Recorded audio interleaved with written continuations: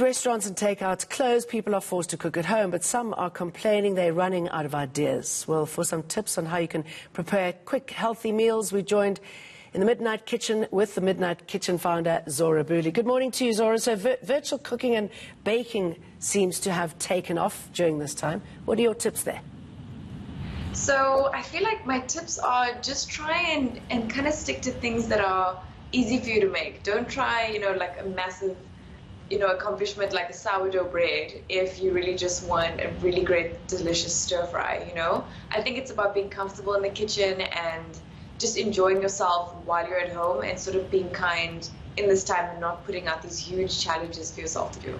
Okay, so when it comes to dinner, for example, I mean, I did a whole lot of sweet potato last night, which I must admit was delicious. What do you do with fewer ingredients? So what I like to do is I just kind of like to have a quick roast in the oven. So whether it's chicken or meat, even fish sometimes, I kind of just like to marinate that very quickly with some olive oil, some thyme and rosemary. Toss that all in and just let it grill, for about 25 minutes to about half an hour. It saves you time, it's really healthy, and it always comes out tasting really, really good. It's very difficult to mess that one up. All right.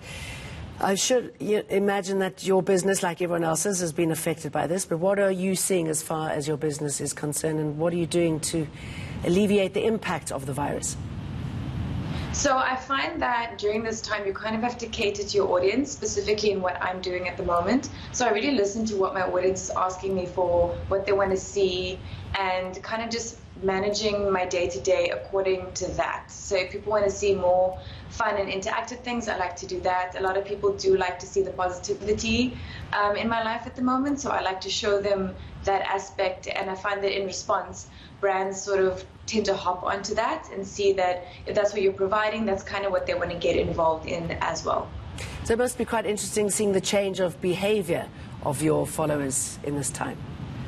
Yes, it is. I think everyone who used to find baking and cooking as a hobby is now finding it a necessity. Yeah. And I can tell that they're really enjoying it, though, and a lot more of them are kind of looking at my recipes and asking me things like how to make it gluten-free and lactose-free. So to have that conversation with them on a day-to-day basis is really, really fun. All right, what are you cooking at 11? At 11, I am making golden pancakes with Flora. I'm so excited about it, with a vanilla bean spread on top.